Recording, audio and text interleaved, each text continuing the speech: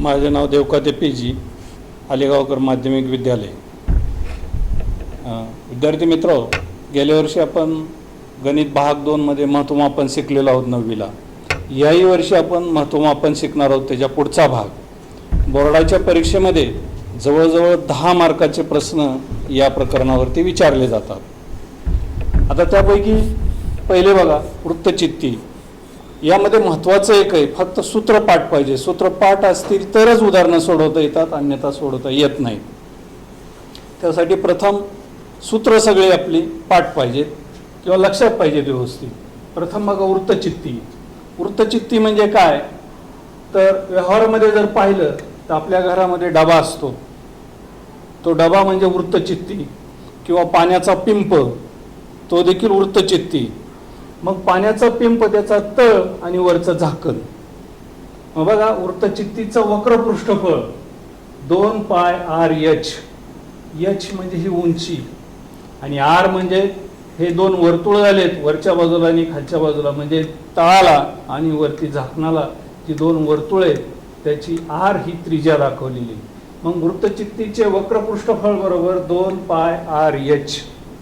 दुसरं सूत्र बघा, वृत्तचित्तीचे एकूण पृष्ठफळ बरोबर 2 पाय आर कंसात आर अधिक एच।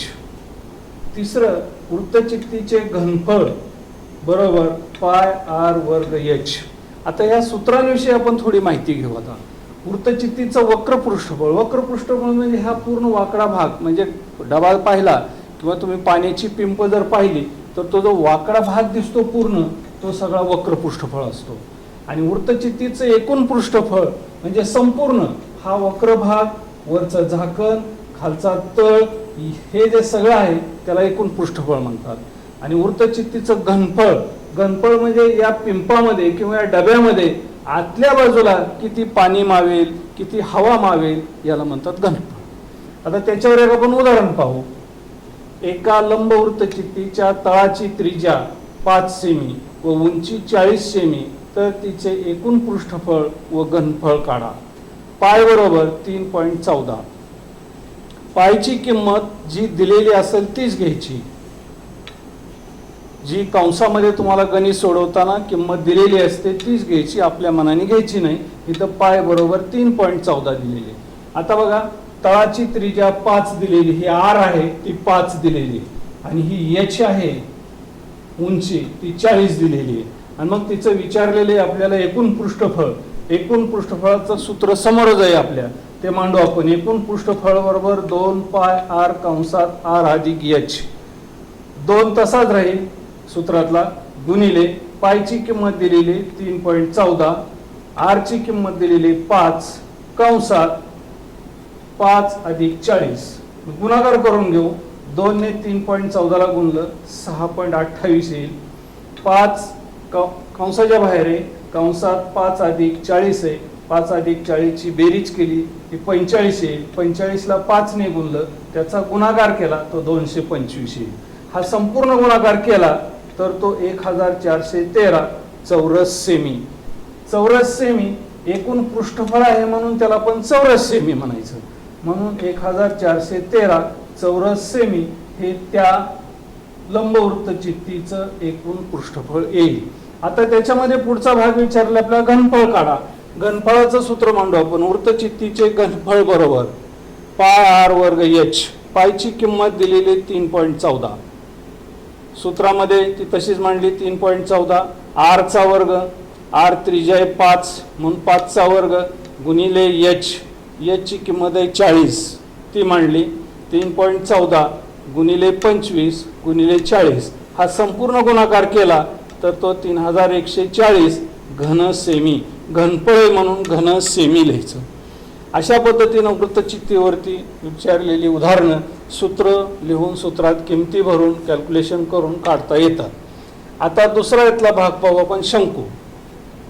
व्यवहारामध्ये शंकू आपल्याला कुठे दिसतो, तर व्यवहारामध्ये आपल्याला सर्कसचा तंबू किंवा विदूषकाची टोपी, हे आपल्याला शंकूची उत्तम उदाहरणं दिसतात। मग या शंकूमध्ये काय, ही यल तिरकस उंची आहे, एच लंब उंची आहे, त्याचा तळ हा एक वर्तुळ आहे आणि हा वर्तुळाचा मध्यभाग आहे आणि ही एच आणि वर्तुळाची त्रिज्या इथं 90 अंशाचा कोन झालेला आहे आणि वर्तुळाची त्रिज्या आर ने दर्शवलेली आहे. म्हणजे आर एच एल या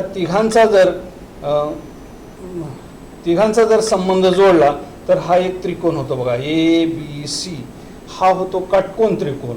मग काटकोन त्रिकोणामध्ये आपण गेल्या प्रकरणामध्ये किंवा पायथागोरसच्या दुसऱ्या प्रकरणामध्ये सुद्धा पायथागोरस पूर्ण शिकलेलो आहोत की काटकोन त्रिकोण असेल तर त्याचं सूत्र असतं कर्णवर्ग बरोबर पायावर्गातील उंची वर्ग. तसंच इथं जर पाहिलं तर कर्णवर्ग हा येईल, ए सी हा कर्ण येईल, त्याची ए बी उंची येईल, बी सी पाया येईल. म्हणून इथं सूत्रात जर मांडलं तर ए सी वर्ग बरोबर ए बी वर्ग अधिक बी सी वर्ग. तसंच इथं सूत्रामध्ये मांडलेले शंकूची तिरकस उंची बरोबर एल बरोबर वर्गमुळात एच वर्ग अधिक आर वर्ग. पुढं दुसरं सूत्र दिलेले शंकूचं वक्र पृष्ठफळ. वक्र पृष्ठफळ म्हणजे हे संपूर्ण तिरका भाग सगळा दिसतोय तो वक्र पृष्ठफळ पाय आर एल. आणि शंकूचं एकूण पृष्ठफळ म्हणजे हा वक्र भाग आणि खालचा वर्तुळ हे संपूर्ण मिळून जे होतं ते शंकूचं एकूण पृष्ठफळ होतं. म्हणून शंकूचं एकूण पृष्ठफळ बरोबर पाय आर कंसात एल अधिक आर. आता शंकूचं घनफळ विचारलेलं आहे. घनफळ म्हणजे आतला भाग सगळा. शंकूचे एकूण घनफळ बरोबर 1/3 पाय आर वर्ग एच. ही झाली याची सूत्र. आता याच्यावर उदाहरण कशा पद्धतीने असतं ते आपण पाहू. उदाहरण बघा. एका शंकूच्या तळाची त्रिज्या 1.5 सेमी असून त्याची लंब उंची 5 सेमी आहे. 5 सेमी. तर त्या शंकूचे घनफळ काढा. पाय बरोबर 22/7. हे झालं उदाहरण. आता उदाहरणात विचारलेले आपल्याला घनफळ सूत्र समोर आपल्याला मांडलेलं आहे. म्हणून शंकूचे घनफळ बरोबर 1/3 पाय आर वर्ग एच. सूत्र मांडलं. सूत्रात किमती भरा. 1/3 पायची किंमत आहे 22/7 गुणिले आर ची किंमत आहे 1.5 कंसाचा वर्ग गुणिले 5. 1/3 22/7 गुणिले 1.5 चा वर्ग केला तो येईल 2.25 गुणिले 5. ह्या सर्वांचा गुणाकार केला तर तो येतो 11.785. पण आपल्या पुस्तकामध्ये उत्तर असं दिलेलं आहे 11.79. ते असं का उत्तर आलेलं आहे तर गणितामध्ये एक असा नियम आहे दशांश स्थळानंतर तिसरा अंक 5 किंवा 5 पेक्षा मोठा असेल तर त्यातला एक अंक आदल्या घरामध्ये मिळवायचा. म्हणजे ह्या 6 मध्ये मिळवायचा आणि तिसरा अंक काढून टाकायचा. म्हणून 11.79 केलेले, 8च्या ऐवजी 9 केलेले आणि 5 अंक काढून टाकलेला आहे. हा अंक गणितामध्ये नियम आहे. हे झालं शंकूचं घनफळ. आता पुढे आपल्याला गोल बघायचा आहे. गोल त्याचं उदाहरण घेऊया. एका गोलामध्ये बघा हे गोल आहे. गोल म्हणजे वर्तुळ थोडक्यात. आपण गोल कुठं कुठं पाहतो बऱ्याच ठिकाणी. आपल्याला तुम्ही गोट्या खेळता, गोट्या सुद्धा गोलच असतो. त्याच्यानंतर गोळाफेक मध्ये गोल हा असाच गोल असतो. त्याच्यामध्ये बघा मध्यभागी त्याची त्रिज्या काढली तर ओ बिंदू केंद्रबिंदू येईल आणि ही त्याची त्रिज्या येईल. ओ पासून पर्यंत कडेपर्यंत त्याची त्रिज्या येईल. त्याला जर नावं दिली इकडं असं याला ए आणि बी जर नावं दिली मी त्याला तर इकडे येईल ए बिंदू आणि या बाजूला येईल बी बिंदू. मग ओ बी त्रिज्या होईल आणि ओ ए पण त्रिज्या होईल. त्याच्यावरचं उदाहरण बघा. एका गोलाची त्रिज्या 7 सेमी तर त्याचे वक्र पृष्ठफळ काढा. वक्र पृष्ठफळ म्हणजे हा पूर्ण वरचा भाग दिसतो तो सगळा. म्हणजे तुम्ही बॉल बघितला असेल किंवा खेळण्यातला चेंडू बघितला असेल लहान मुलांचा तर तो चेंडूचा जो भाग असतो सगळा वक्र तो आपल्याला वक्र भाग काढायचा आहे. म्हणजे गोलाचे वक्र पृष्ठफळ बरोबर 4 पाय आर वर्ग. सूत्रात किमती भरू आपण 4 गुणिले जर किंमत पायची दिलेली नसेल तर 22/7 ही घ्यायची. दिलेली असेल तर 3.14 घ्यायची. आणि एखाद्या उदाहरणामध्ये जर किंमतच दिलेली नसेल तर त्यावेळेला 22/7 सरळ किंमत घ्यायची. मग आपण किंमत मांडली 4 गुणिले 22/7 गुणिले 7 चा वर्ग. मग 4 गुणिले 22/7 गुणिले 7 गुणिले 7, हा 7ला 7 जाईल, हा घालवलेला आहे मी तर 7ला 7, मग खाली राहील 4 गुणिले 22 गुणिले 7, ह्या सगळ्यांचा गुणाकार केला तर तो येतो 616 चौरस सेमी. म्हणजे याचं वक्र पृष्ठफळ आहे पूर्ण ते 616 चौरस सेमी येईल. आता याच्यानंतर पुढचं उदाहरण बघू आपण. धातूच्या एका इष्टिका चितीची लांबी, रुंदी, उंची अनुक्रमे 44 सेमी, 21 सेमी, 12 सेमी आहे. ती वितळवून 24 सेमी उंचीचा शंकू तयार केला तर शंकूच्या तळाची त्रिज्या काढा. आता बघा, उदाहरण दिलेलं वाचून समजावून घ्यायचं. समजावून घेतल्यानंतर त्याच्यामध्ये आपल्याला काय विचारलेलं आहे नेमकं हे लक्षात आणा. इष्टिका चिती दिलेली, त्याची लांबी, रुंदी, उंची दिलेली, मग ती वितळवायची आपल्याला, म्हणजे तिचं घनफळ काढावं लागेल. म्हणून इष्टिका चितीचे घनफळ बरोबर L गुणिले B गुणिले H. L म्हणजे लांबी, B म्हणजे रुंदी, H म्हणजे उंची. त्याची मापं दिलेली आहेत आपल्याला, ती मांडली मी सूत्रामध्ये. 44 गुणिले 21 गुणिले 12 घन सेमी. पुढं हा इष्टिका चिती वितळून काय करायचंय तर शंकू तयार करायचा आहे. मग शंकूचं घनफळ काढू आपण. म्हणून शंकूचे घनफळ बरोबर 1/3 पाय r वर्ग h. सूत्रामध्ये किमती भरल्या 1/3 गुणिले, इथं गुणिले चिन्ह दिलेलं नसेल तरी गुणिले चिन्ह असतंच, 1/3 गुणिले 22/7 गुणिले r वर्ग गुणिले 4. याला विधानाला नाव देऊ आपण, विधान 1 आणि विधान 2. पुढे बघू आपण. इष्टिका चिती वितळून तिच्यापासून शंकू तयार केला, म्हणून शंकूचं घनफळ बरोबर इष्टिका चितीचं घनफळ. हे कशावरून मांडलं? विधान 1 आणि 2 वरून. इथं लिहिलं तर असं लिहू आपण, विधान 1 व 2.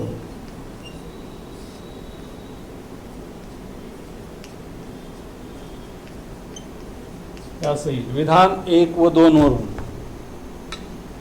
विधान 1 मध्ये शंकूचं घनफळ काढलंय, सॉरी, विधान 1 मध्ये इष्टिका चितीचं घनफळ काढलेलं आहे, विधान 2 मध्ये शंकूचं घनफळ काढलेलं आहे.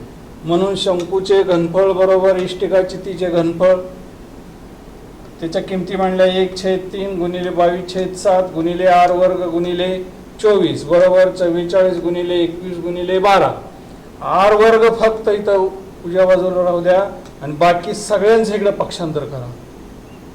r वर्गला मी जागेवरच ठेवला, 1/3 इकडे पक्षांतर केलं, इथं भागिले इकडे गेल्यावर गुणिले होईल. 22/7 आहे तो 7 भागिले 22 होईल, इथं गुणिले 24 आहे तो 1/24 होईल. आता इथं भाग कसा द्यायचा बघा. या 12ने 24ला भाग द्या, 12 दोन्ही 24. पुढं हा भाग गेला तुम्हाला. त्याच्यानंतर 22ने 44ला भाग द्या, 22 दोन्ही 44, 12 1 12, 12 दोन्ही 24, 22 1 22, 22 दोन्ही 44, 2 1 2. सगळे गेले एकमेकांना. मग काय राहिलं खाली? 3 7 आणि हा इथला 21. 3 गुणिले 7 गुणिले 21, 3 गुणिले 7 21 येईल, 21 गुणिले 21. r वर्ग बरोबर 21 गुणिले 21, म्हणून r बरोबर वर्गमुळात 21 गुणिले 21, दोन्ही बाजूंचं वर्गमूळ घेतलं, म्हणून r बरोबर 21 सेमी. पूर्ण वाक्यात उत्तर लिहायचं ते शंकूच्या तळाची त्रिज्या 21 सेमी. अशा पद्धतीने उदाहरण सोडवायचं. आता त्याच्या पुढे आपण शंकू छेद पाहू. आतापर्यंत शंकू पाहिला, आता शंकू छेद. शंकू छेद म्हणजे वरच्या बाजूने असा जर कापला तो शंकू तर त्याची अशी आकृती तयार होईल आणि मग हे वरच्या बाजूला एक वर्तुळ तयार होईल, खालच्या बाजूला एक वर्तुळ तयार होईल, हे एक वर्तुळ होईल, हे एक वर्तुळ होईल. खालच्या वर्तुळाची त्रिज्या आपण r1 घेतली, हे वरच्या वर्तुळाची त्रिज्या r2 घेतली, लंब उंची h घेतली, तिरकस उंची h घेतली. म्हणून शंकूच्या छेदाची तिरकस उंची बरोबर उंची L बरोबर वर्गमुळात h वर्ग अधिक कंसात r1 वजा r2 कंसाचा वर्ग. दुसरं सूत्र आहे शंकू छेदाचे वक्र पृष्ठफळ पाय L कंसात r1 अधिक r2. शंकू छेदाचे एकूण पृष्ठफळ पाय यल कंसात R1 अधिक R2 अधिक पाय R1 चा वर्ग अधिक पाय R2 चा वर्ग. शंकू छेदाचे घनफळ 1/3 पाय h कंसात R1 चा वर्ग अधिक R2 चा वर्ग अधिक R1 गुणिले R2 कंस बंद. आता शंकू छेदावरती एक उदाहरण आपण पाहू कसं असतं ते. शंकू छेदाच्या वर्तुळाकार भागाच्या त्रिज्या 14 सेमी 6 सेमी आहेत व त्यांची उंची 6 सेमी असल्यास पुढील किमती काढा. पाय बरोबर 3.14. एक शंकू छेदाचं वक्र पृष्ठफळ काढा. शंकू छेदाचं एकूण पृष्ठफळ काढा. शंकू छेदाचं घनफळ काढा. या तिन्ही किमती काढण्यासाठी आपल्याला प्रथम शंकू छेदाची तिरकस उंची काढावी लागेल. त्याचं सूत्र मांडू आपण. शंकू छेदाची तिरकस उंची L बरोबर वर्गमुळात h वर्ग अधिक R1 वजा R2 कंसाचा वर्ग. L बरोबर वर्गमुळात 6 चा वर्ग अधिक 14 वजा 6 कंसाचा वर्ग. L बरोबर 36 अधिक 8 चा वर्ग. L बरोबर 36 अधिक 64. L बरोबर वर्गमुळात 100. L बरोबर 10 सेमी. आपण शंकुछेदाची तिरकस उंची काढली. आता शंकुछेदाचं वक्र पृष्ठफळ. शंकुछेदाचे वक्र पृष्ठफळ बरोबर पाय कंसात R1 अधिक R2 कंसाच्या बाहेर L. पायची किंमत दिलेली 3.14 गुणिले R1 ची किंमत आहे 14, R2 ची किंमत 6 गुणिले 10. 3.14 गुणिले 20 गुणिले 10 सगळ्यांचा गुणाकार केला तो येतो 628 सेमी. आता शंकुछेदाचं एकूण पृष्ठफळ सूत्र मांडलं. पाय कंसात R1 अधिक R2 कंसाच्या बाहेर L अधिक पाय R1 चा वर्ग अधिक पाय R2 चा वर्ग. सूत्रात किमती भरू आपण. पायची किंमत दिलेली 3.14, R1 ची किंमत 14, R2 ची किंमत 6 गुणिले L ची किंमत 10.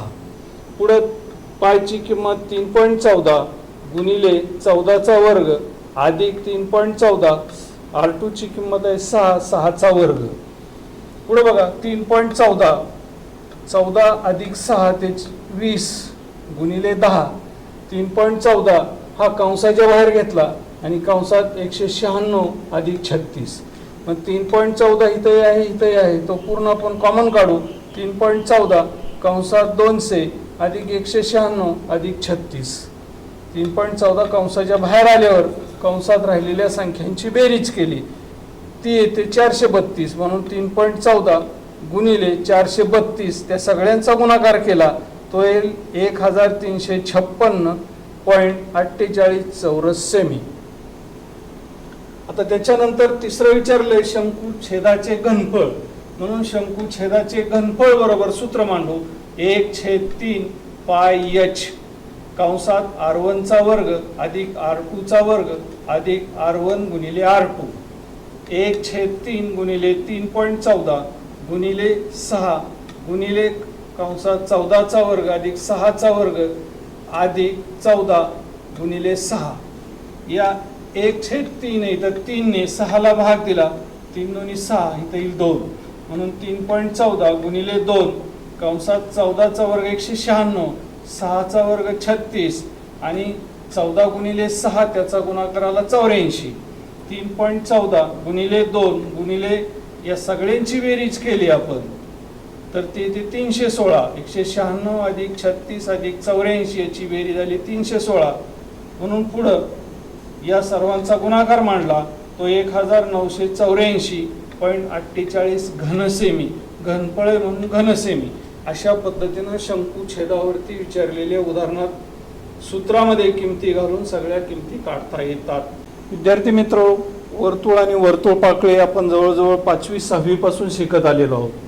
मग या वर्गात आपल्याला वर्तुळ पाकळी म्हणजे काय पाहायचंय.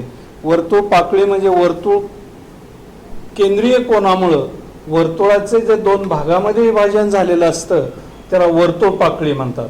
आकृतीमध्ये बघा वर्तुळ O केंद्रबिंदू असलेलं वर्तुळ दाखवलेलं आहे. त्याच्यामध्ये केंद्रीय कोन दिलेलं आहे POQ. या केंद्रीय कोनामुळे या वर्तुळाचं 2 भागामध्ये विभाजन झालेलं आहे त्याला वर्तुळ पाकळी म्हणतात. थोडक्यात जी लहान दिसते तिला लघु वर्तुळ पाकळी म्हणतात, जी मोठी दिसेल मोठा भाग दिसेल त्याला विशाल वर्तुळ पाकळी म्हणतात. ते वाचताना अशी वाचतात बघा, लघु वर्तुळ पाकळी ओ पी एम क्यू, ओ केंद्रबिंदू असलेल्या वर्तुळाची पी एम बी ही लघु वर्तुळ पाकळी आहे. त्याच्यानंतर विशाल वर्तुळ पाकळी ओ केंद्रबिंदू असलेल्या वर्तुळाची पी बी क्यू ही वर्तुळ पाकळी. मग वर्तुळ पाकळीचं क्षेत्रफळ काढायचंय आपल्याला. वर्तुळ पाकळीचं क्षेत्रफळ ए म्हणजे एरिया बरोबर थिटा भागिले 360 गुणिले पाय आर वर्ग. त्याच्यानंतर वर्तुळ कंसाची लांबी एल बरोबर थिटा भागिले 360 गुणिले 2 पाय आर. आता याच्यावरचं उदाहरण पाहू आपण. पहिले उदाहरण आपण वर्तुळ पाकळी विषयी घेऊ. उदाहरण 1, वर्तुळाची त्रिज्या 10 सेमी आहे. वर्तुळ कंसाचे माप 54 असल्यास त्या कंसाने मर्यादित केलेल्या वर्तुळ पाकळीचे क्षेत्रफळ काढा. पाय बरोबर 3.14. मग सूत्र मांडू आपण. वर्तुळ पाकळीचे क्षेत्रफळ बरोबर थिटा भागिले 360 गुणिले पाय आर वर्ग. थिटाची किंमत दिलेली आहे आपल्याला, ती 54 आहे. 54 भागिले 360 गुणिले 3.14 गुणिले 10चा वर्ग. 54 भागिले 360 गुणिले 3.14 गुणिले 10चा वर्ग येईल 100. तो भागाकार केला आपण पूर्ण बघा. 54 भागिले 360 आणि 3.14 गुणिले 100 गुणाकार केला तो येईल 314. पुढं हा पूर्ण भागाकार करून घेतला तो येईल 47.10 चौरस सेमी. हे झालं वर्तुळ पाकळीचं क्षेत्रफळ. आता वर्तुळ कंसाच्या लांबीचं एक उदाहरण आपण पाहू. वर्तुळ कंसाचे माप 80 अंश आणि त्रिज्या 18 सेमी. तर त्या वर्तुळ कंसाची लांबी शोधा. कंसात पाय बरोबर 3.14. वर्तुळ कंसाची लांबी बरोबर सूत्र मांडून घेऊ आपण. त्याला यल म्हणतो आपण. यल बरोबर थिटा भागिले 360 गुणिले 2 पाय आर. थिटाची किंमत 80 भागिले 360 गुणिले 2 गुणिले 3.14 गुणिले 18. आता इथं भाग द्यायचा बघा आपल्याला. 18 आणि हा शून्याला शून्य गेला, वरचा शून्य ह्या शून्याला गेला. 18 दोन्ही 36. हे दोन्ही 2 ला 2 जातील. खाली राहिले 8 गुणिले 3.14. मग 3.14 गुणिले 8 यांचा गुणाकार येतो 25.12 सेमी. लांबी असल्यामुळे सेमी ही यल लांबी काढतोय आपण. त्या वर्तुळ कंसाची लांबी काढतोय. वर्तुळ कंसाची लांबी बरोबर 25.12 सेंटीमीटर. वर्तुळखंडाचे क्षेत्रफळ पाहायचंय आपल्याला. आकृतीमध्ये बघा, CXB हा लघु वर्तुळखंड आहे. जो छोटा दिसतो त्याला लघु वर्तुळखंड म्हणा, जास्त खोलात जाऊ नका, कारण आपल्याला फक्त क्षेत्रफळ काढायचंय. CXB हा लघु वर्तुळखंड आहे. CYB हा विशाल वर्तुळखंड आहे.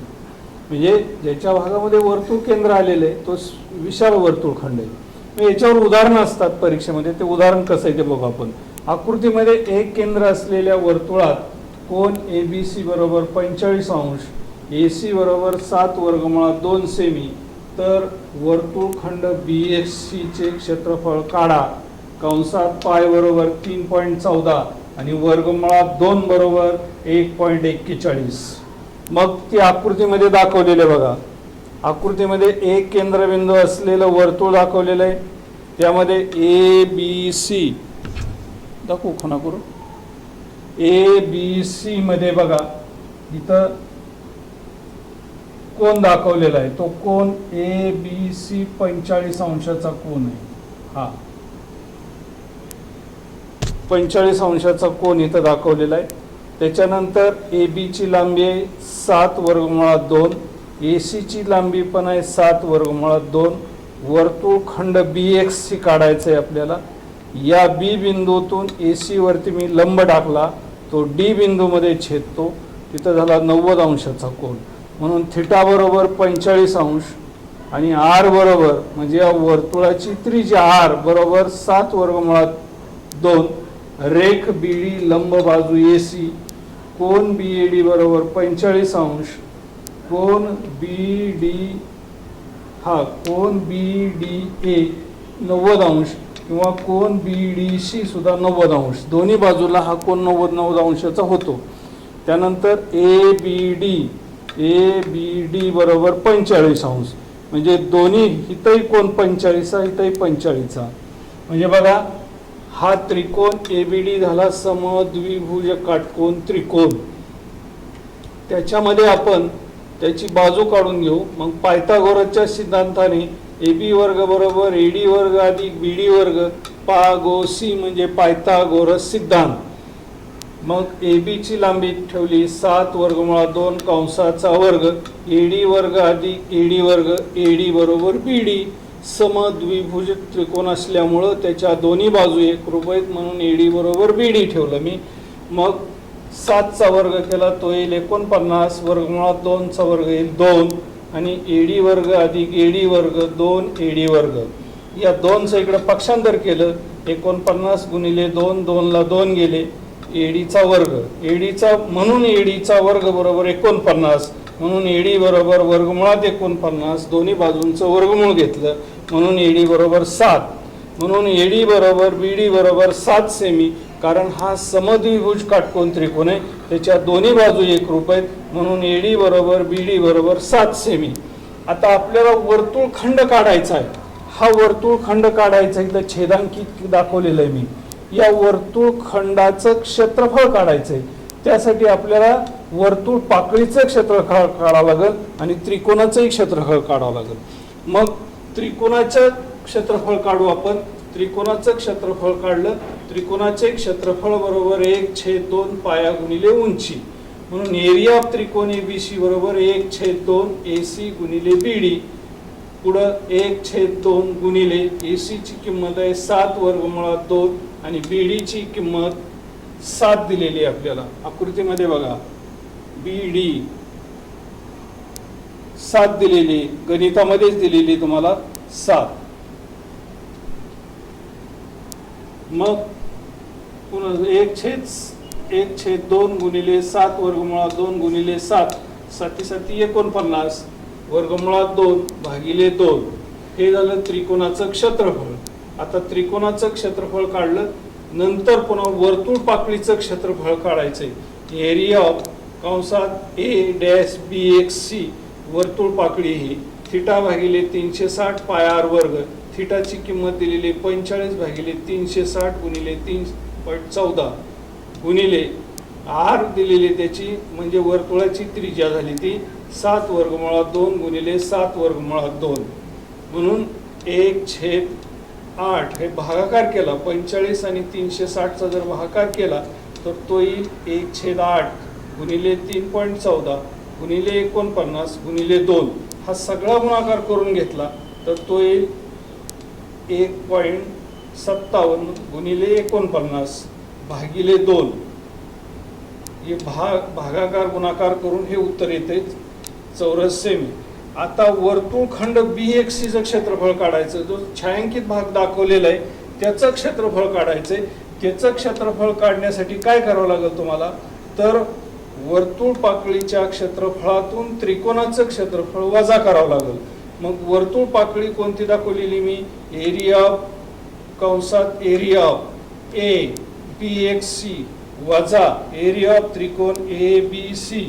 मग आपण वर्तुळ पाकळीचं क्षेत्रफळ काढलेले ते इथं मांडलं 1.57 गुणिले 49 भागिले 2 आणि इथं त्रिकोणाचं क्षेत्रफळ काढलेले ते मांडलं 49 वर्गमुळात 2 भागिले 2. मग याच्यातून 49 इथंही आहे 49 इथं आहे ते कॉमन काढलं. छेदस्थानी 2 आहे तेही मी कॉमन काढलं. 49 भागिले 2 कंसात 1.57 वजा 1.41 याची वजाबाकी केली आणि या दोघांनी वजाबाकी केली, 2ने भागलं 49ने गुणलं तर शेवटी उत्तर येतं 3.92 चौरस सेमी. अशा पद्धतीनं दिलेल्या वर्तुळखंडाचं क्षेत्रफळ काढता येतं. आपण याचं आपण उपयोजन शिकू. उपयोजन म्हणजे व्यवहारामध्ये याचा काय उपयोग होतो, तर व्यवहारामध्ये उपयोग असणारं एक उदाहरण आपण पाहू. एका रोलरचा व्यास 120 सेमी आणि लांबी 84 सेमी आहे. एक मैदान एकदा सपाट करण्यासाठी 200 फेरे पूर्ण होतात. तर 10 रुपये प्रति चौरस मीटर या दराने ते मैदान सपाट करण्याचा एकूण खर्च काढा. आता रोड रोलर सांगितलेला आहे, तर रोड रोलर काय असतो, तर रोड रोलरचा आकार वृत्तचित्ती सारखा असतो. म्हणून प्रथम आपण वृत्तचित्तीचा व्यास बघू. व्यास बरोबर डी बरोबर 120 सेमी. त्या वृत्तचित्तीची आपण त्रिज्या काढून घेऊ. आर बरोबर 120 भागिले 2 बरोबर 60 सेमी. 2 ने भागल्यावर 60 येईल. म्हणजे त्या रोलरचा वृत्तचित्ती आकाराचा आपल्याला त्रिज्या मिळाली 60 सेमी. रोलरची लांबी म्हणजे उंची, म्हणून एच बरोबर 84 सेमी. आणि रोलरचं वक्रपृष्ठफळ, म्हणून रोलरचं वक्रपृष्ठफळ बरोबर 2 पाय आर एच हे सूत्र मांडलं. सूत्रात किंमत भरली 2 गुणिले 22/7 गुणिले 60. आर ची किंमत, एच ची किंमत 84 ठेवली. गुणाकार करून घेतला, तो एवढा गुणाकार येईल 31,680 चौरस सेमी. हे त्या रोलरचं वक्रपृष्ठफळ आलं. मग रोलरने एका फेऱ्यात आक्रमिलेले अंतर, रोलर ज्या वेळेला एक वेळेला फेरी मारल त्यावेळेला त्याचं वक्रपृष्ठफळ असतं, म्हणजे त्याचं वक्रपृष्ठफळ. मग रोलरने अशा 200 फेऱ्या पूर्ण केलेले, म्हणून 200 गुणिले रोलरचे वक्रपृष्ठफळ, 200 गुणिले रोलरचं वक्रपृष्ठफळ काढलेले ते मांडलं, त्याचा गुणाकार केला, तो एवढा येईल. तो आपल्याला सेंटीमीटर मध्ये दिलेला, तो मीटर मध्ये करायचा आहे. 100 सेंटीमीटर बरोबर 1 मीटर, म्हणून त्याला जवळजवळ 10,000 ने भागलं, म्हणून ते उत्तर येईल 633.6. हे आपल्याला मिळालेलं उत्तर आहे. मग मैदान सपाट करण्याचा खर्च काढायचा आहे आपल्याला. मग खर्च बरोबर प्रति चौरस मीटर दर, मीटर मध्ये दर दिलेला आहे म्हणून मी हे मीटर मध्ये रूपांतर करून घेतलेलं आहे. मग मीटर मध्ये रूपांतर केलेलं तर इथं मांडलं प्रति चौरस मीटर 10 रुपये आणि सपाट केलेल्या मैदानाचं क्षेत्रफळ आलेलं आहे आपल्याला 633.6. 10 ने त्याला गुणलं तर 6,336 येईल.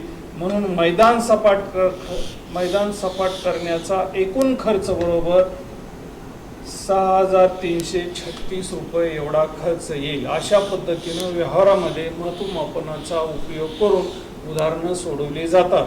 जवळजवळ बोर्डाच्या परीक्षेमध्ये 10 मार्काची उदाहरणं या प्रकरणावरती विचारली जातात.